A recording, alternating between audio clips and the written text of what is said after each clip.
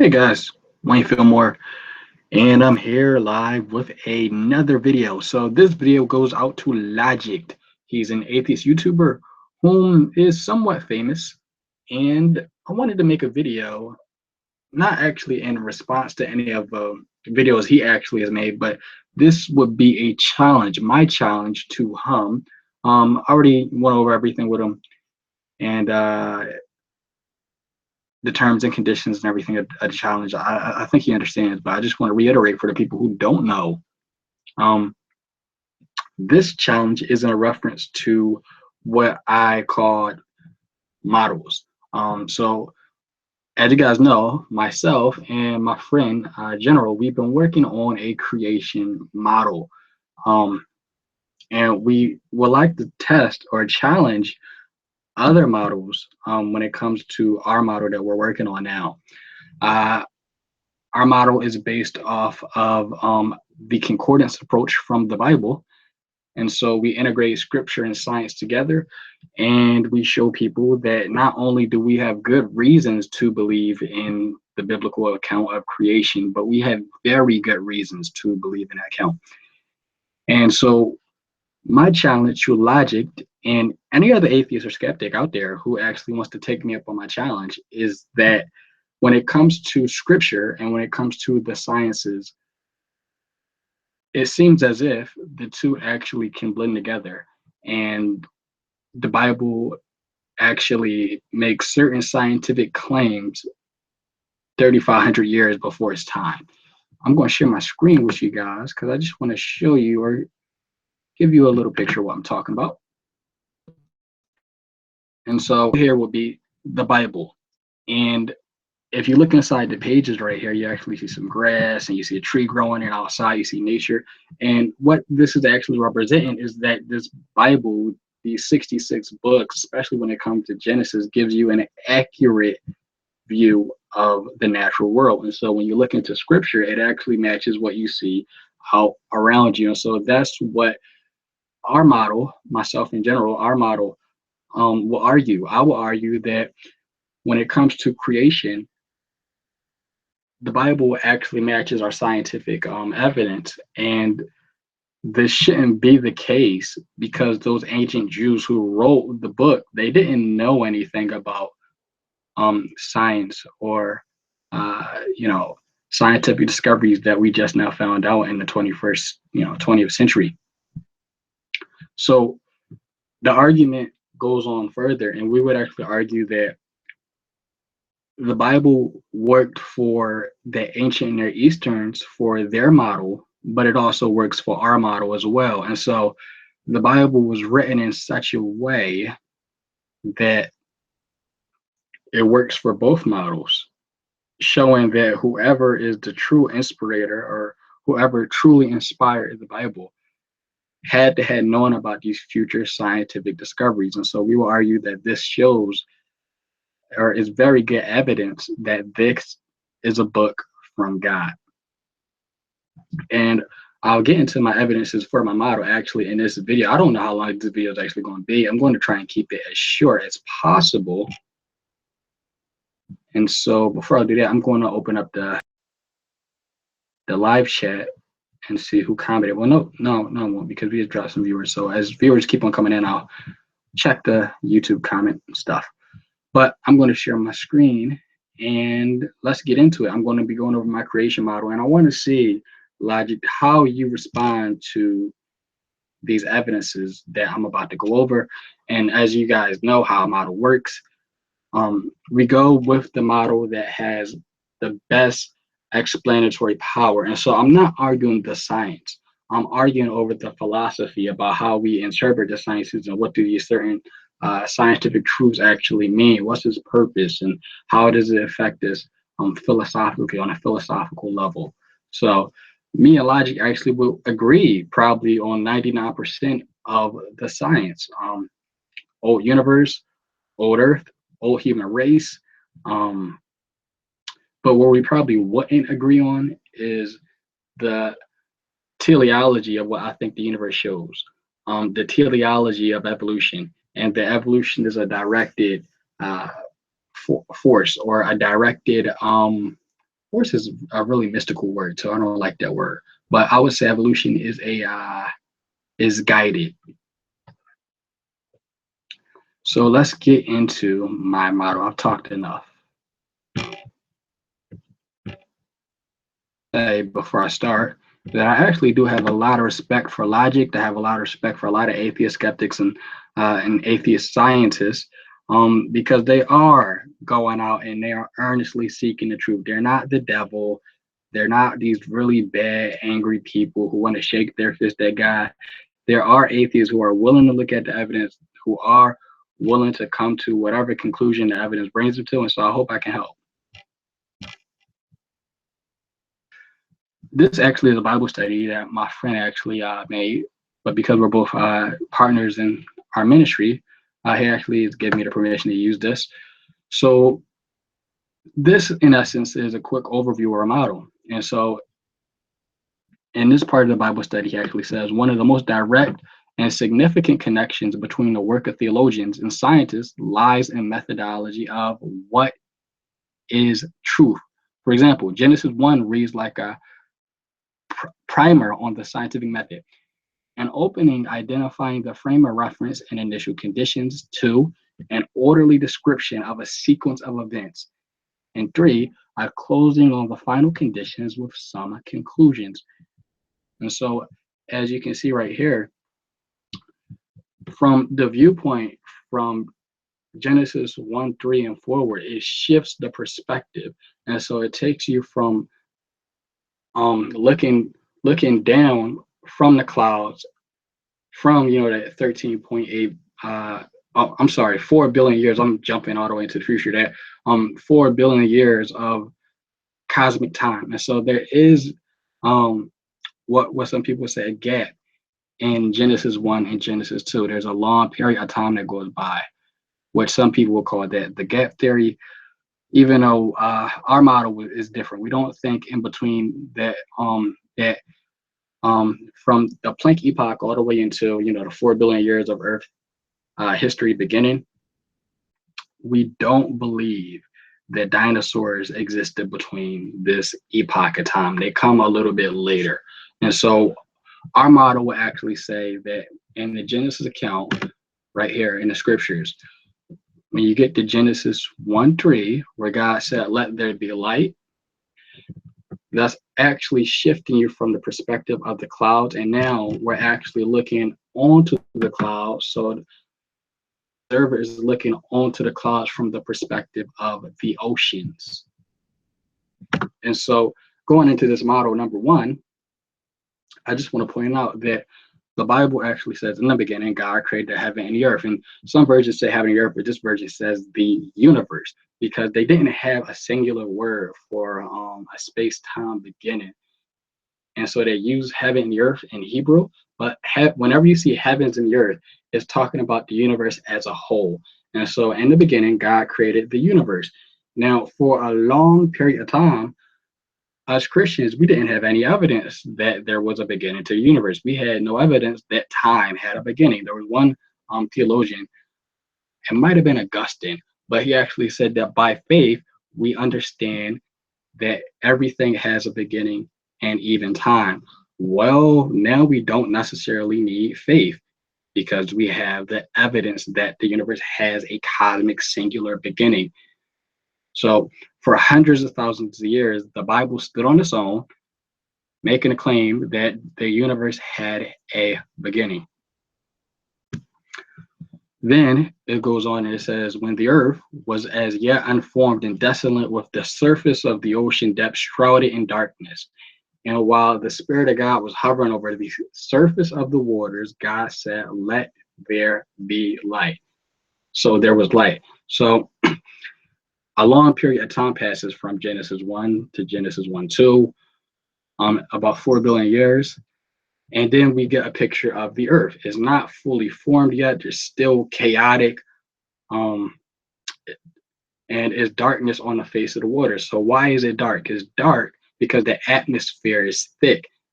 And so the clouds are so thick on the surface of the oceans, sunlight can't come in. And so what happens is the atmosphere change. So there's an atmospheric change within the earth, and the atmosphere clears up. So now the sunlight can come through. So I know a lot of Christians actually do believe that Genesis 1:3 is talking about the Big Bang, but the Big Bang actually is right here in verse 1. You had a Big Bang right here, you had a singularity beginning, a long period of time, then you had a formation of the earth, and there's an atmospheric change within the earth. We actually would call that the great oxygenation event. There you go. So you have the great oxygenation event happening right there in Genesis 1:3. And so that's what I will argue. And we actually see this in our model right here.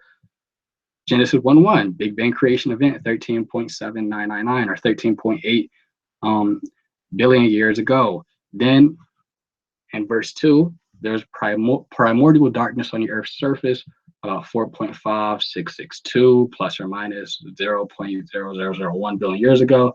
Then you have global primordial oceans, 4.4 billion years ago, still in Genesis 1 verse 2. Biotic life in the oceans, 4.10 billion years ago. And so in Genesis 1 verse 2, this is actually where myself in general will put life. And life started in the oceans. Now, that actually, I'm not going to even lie. That's a broad statement to make when the text doesn't necessarily say that. But well, as we keep on going on into our model, I'll show you the evidence of why Christians can actually say the Bible supports this. And so going on and on, Genesis 1:3, like I said, there's a transformation of the atmosphere from opaque to translucent. That was about 3 billion years ago. So you had a transformation in the atmosphere from toxic to life supporting 2.5 billion years ago. And that's Genesis 1:3 all the way down to verse 19. Now moving on into our model, we're going to jump down to Genesis chapter 1 verse 6.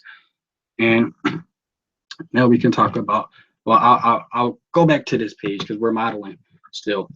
But it says, then God said, let there be a canopy between bodies of water, separating bodies of water from bodies of water. So God made a canopy that separated the water beneath the canopy from the water above it. And that is what happened. God called the canopy sky. The twilight and the dawn were the second day. Now, here's the thing. When some people who are 21st century modern scientists read the text of the Bible and they see this word canopy, either they don't know what a canopy is, or they get a completely different view on what the canopy is compared to a 21st, I'm sorry, ancient Near Eastern, first century ancient Near Eastern.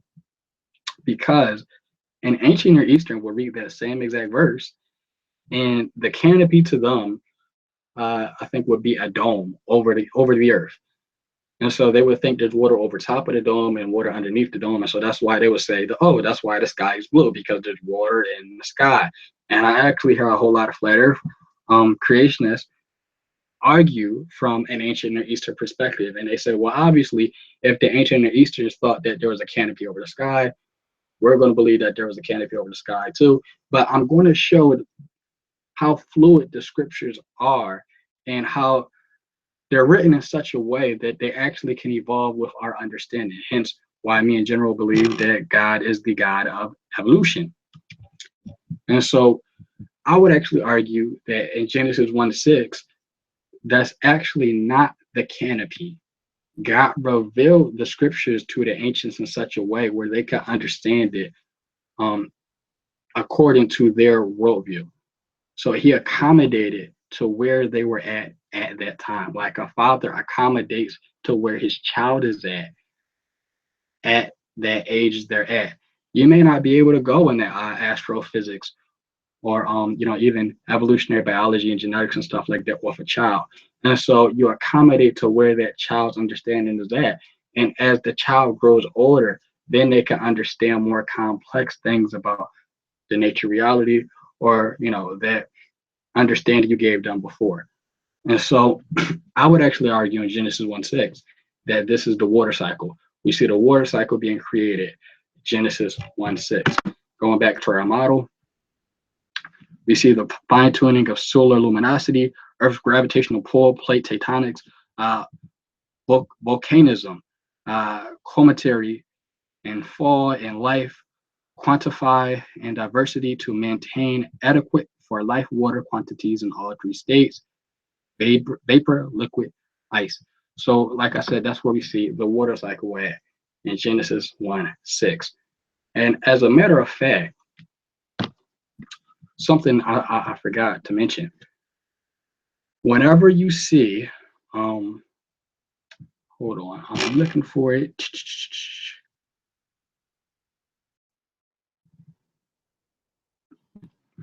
Type it into Google real quick.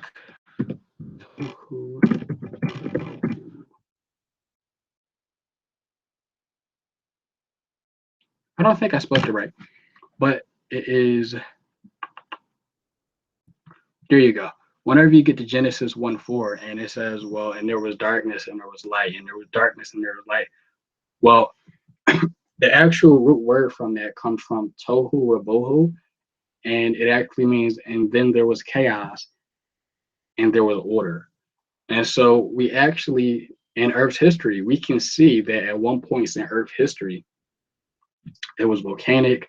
The waters were, shrouded by darkness because there wasn't a clear atmosphere, and so Earth wasn't how it was today. It was very chaotic, but that's what we actually get from the text.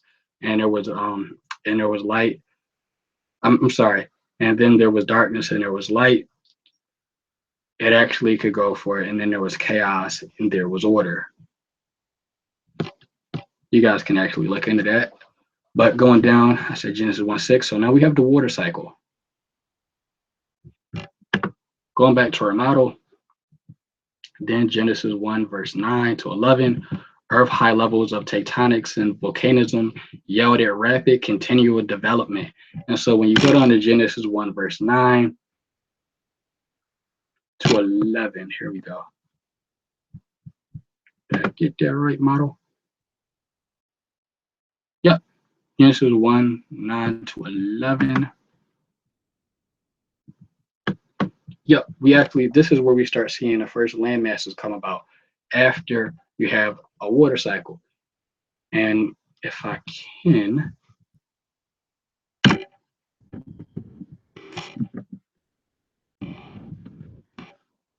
show you guys.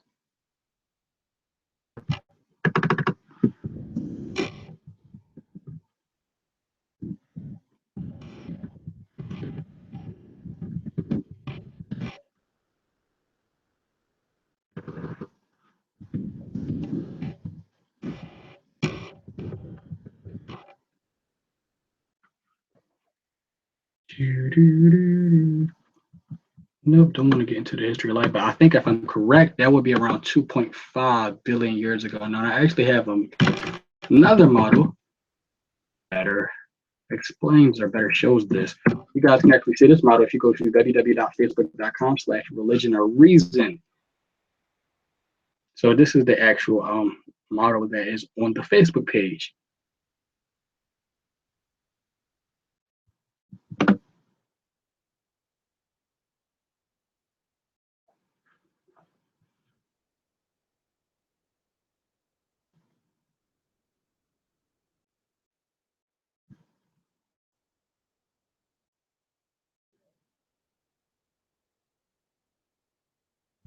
All right, scrolling.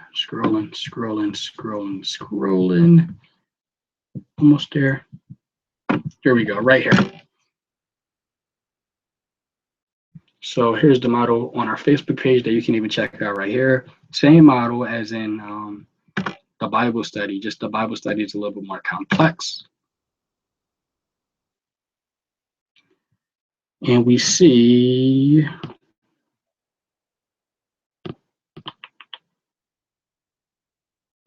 there you go. Is it?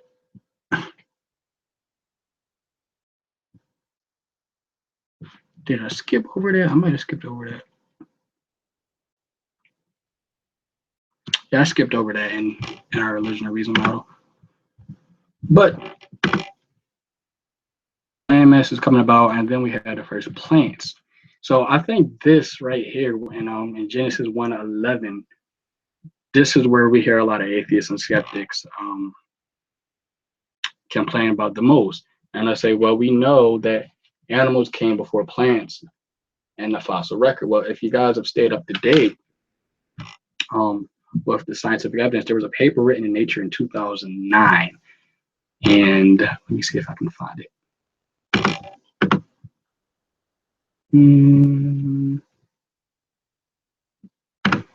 I think this is it. I think this is the paper. This is the paper.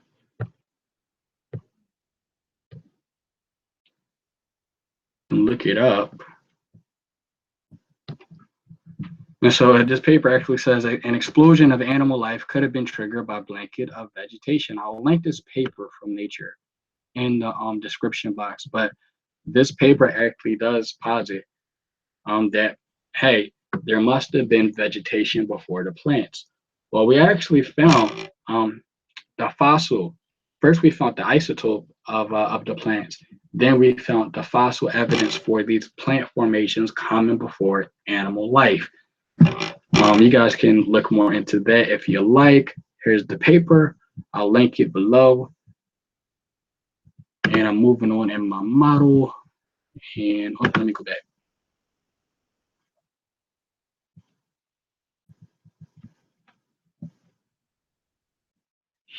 Here we go. So taking us back to Genesis 1:9. Don't want that. But going on further on our model. There you go. Genesis 1:20. We see the evolution of life into dinosaurs and birds. Genesis 1:20. And so it goes from the vegetation and stuff like that. And Genesis 1 verse 20. Oh, well, let me just explain Genesis 1:14, because I know you guys are like, well, what's going on here? Then God said, let there be lights across the sky to distinguish day from night, to act as signs for seasons, days, and years, to serve as lights in the sky, and to shine on the earth, and et cetera, et cetera. So what's happening here? The vegetation from, these plants coming about from the last couple of billions of years in Earth's history, it causes the oxygen level to jump back up again.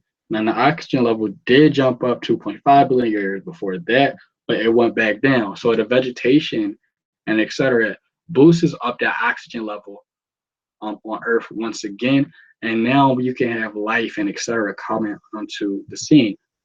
But if it weren't for the oxygenation from the vegetation and stuff that we have today, we wouldn't be able to have lights and et cetera come through that thick atmosphere. And so we needed two oxygenation events to change Earth's atmosphere from translucent, from opaque to translucent.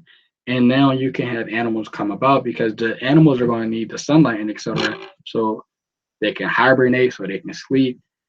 So some nocturnal animals can, sleep during the day and be awoke during the night. And so those animals need that sunlight. It's imperative. You also need it to last for quite some time, because as we said, the atmosphere changed in the beginning because you had the light coming through onto the oceans, and there was still biotic life in the ocean depth. And so the atmosphere got stronger, the atmosphere transformed, and it became stronger than it was before. So now you had vegetation and et cetera for those early animals evolving from the ocean onto the Earth's titanic floors.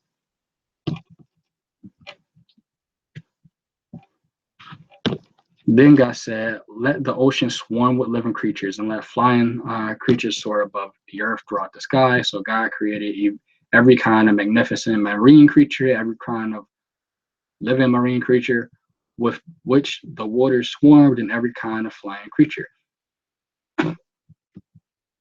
Now this right here is where General and I will argue you can actually see evolution in the scriptures, depending on which translation you use. It is in the Septuagint. There you go. So if you look in the Septuagint,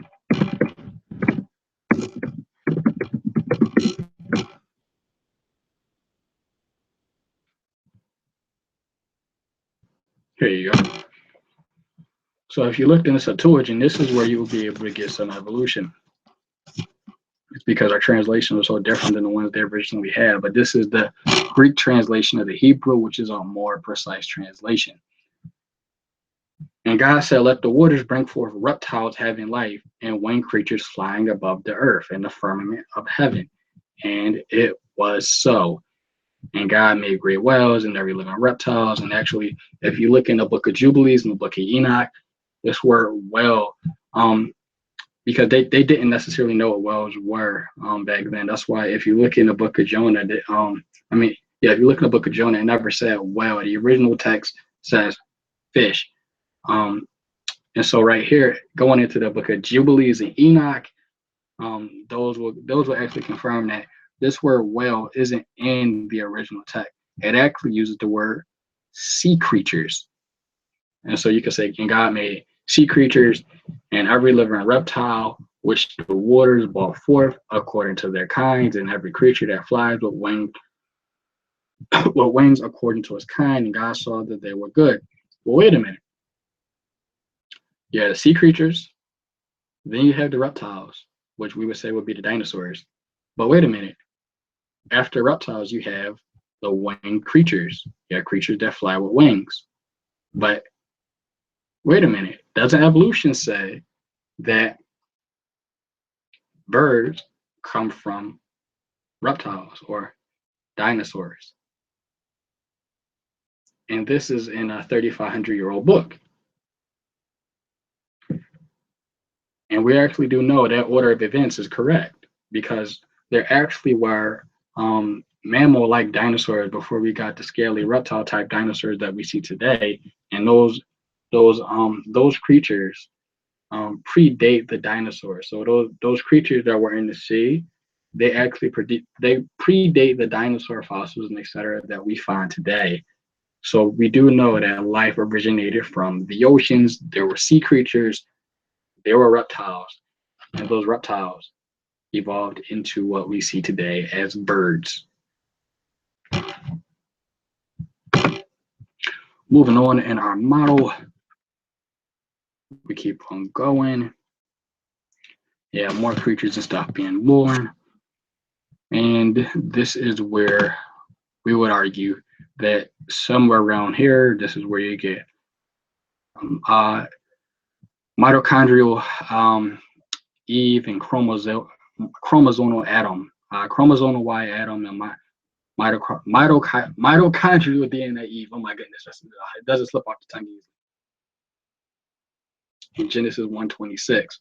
So we would actually argue that in Genesis 1:26, these are actually two separate creation events. You have two different creation events or two different events in whole in Genesis 1 and Genesis 2. God said, let us make mankind in our image and to be like us. Let them be masters over the fish and blah, blah, blah. So God created mankind in his own image. And then you see, and God created them, male and female. And so these are a whole different set of humans than Adam and Eve. This is not Adam and Eve. These are just the human population as a whole coming onto the scene. And this actually isn't even in the Garden of Eden. And I say that because if you go to verse 2,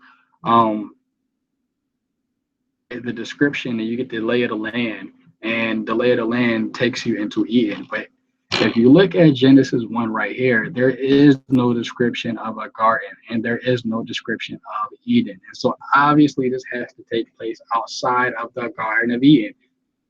And so we actually do see an emergence of these people coming onto the scene around 200,000 years ago in natural history. We see people, a population of people showing up onto the scene, and natural history would tell us that they were in Africa, and from Africa, they actually spread out into different lands. And we know one of the places they spread out to was Asia. And that's where we would argue that's where the Garden of Eden would have been, probably somewhere in Iraq, about 45,000 to 50,000 years ago. And so that, in short, because I actually did, take this short because I didn't even get into like the language or anything like that. But that, in short, would be our creation model, where there actually is a legitimacy to our model, where we can show you that there actually is a very good comparison, or there's a very good link between natural history and the Bible. And we're not even doing any twisting around or trying to make things fit, because this is the sequential order of the scripture, but this also happens to be the sequential order of nature. And so, is this all just a coincidence? Because it comes a point in time where after you get, you know, so much corroborating evidence, it's not a coincidence anymore. And so that's our corroborating evidence to show that the Bible matches with the natural world. But not only that, but the natural world matches with the Bible. So it gives us more reasons to believe that the Bible actually is inspired than not. Now, my challenge to you, Logic, and anybody else who watches this video, how would you explain this in I guess your model? Or I guess you could even critique ours and give yours yourself. So I know atheism is just a theological position that there is no God, but we're arguing that there is a God, and our model is good evidence for it. So what model or what arguments could you bring to the table and show that either our model is incorrect? Because I guess all somebody would have to do is just say, our model is flawed. And I know, because atheists actually just they just subscribe to the scientific evidences that we have today. They don't necessarily have a philosophy behind it. I guess that's all you have to do. But it seems as if our model actually matches the natural world. Now, could you show us that it doesn't? Because if our model does, then it shows that this 3,500-year-old book has got it right for hundreds of thousands of years, way before we even made these scientific discoveries. So that's my argument. That's my model. Logic, I'll send this video to you. You can tell me what you think. You can reply. You cannot reply. But this challenge goes out to any other atheist or skeptic out there who, either is looking for evidence or is looking to take me up on my challenge. So without further ado, thanks for watching. To the people who did watch, for the people who will watch, and until next time, good luck and good night.